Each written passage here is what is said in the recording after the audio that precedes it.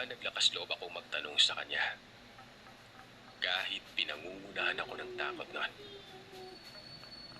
Buong tapang ko siyang tinanong kung sino siya at kung anong kailangan niya sa amin para gawan niya kami ng masama.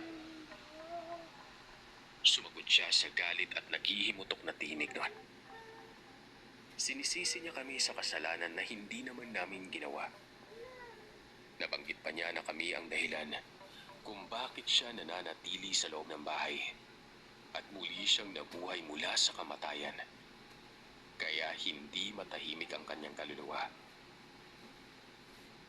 Dagdag pa niya, hindi kami dapat nanirahan sa bahay na yon dahil pagmamay-ari niya ang lahat ng ari-arian doon.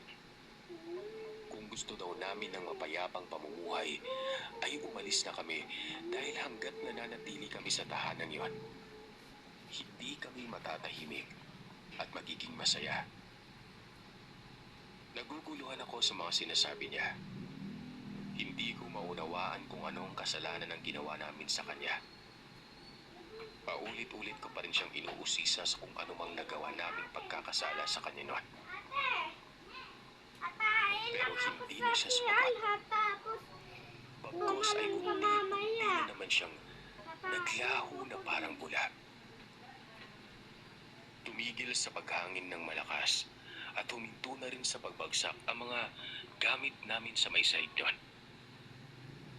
Napaluwa ang aking nanay habang kaming tatlo ng aking kapatid at tatay ay nagpapakalma ng aming mga sarili. Hindi na namin natagalan ang matinding takot at pangamba.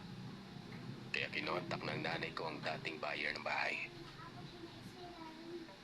Matagal bago niya yun nakausap dahil naninirahan na pala siya sa may Marikina kasama ng kanyang pamilya. May papanoodin ka pag nandun ka Pinilit na sa siyang bahay. papuntahin ng nanay ko sa aming bahay sa Tarlac para malaman ang buong katotohanan sa misteryosang multong gumagambala sa amin. Pag naiinip ka, huwag ka Inabot ng tanghali bago sumipot ang naturang buyer. Isiniwalat sa amin ng buyer na dati palang mayamang hasyendero ang nagmamay-ari ng bahay na yon. Namatay siya sa matinding karamdaman kaya ipinamana niya sa kanyang nag-iisang anak ang buong kabahayan.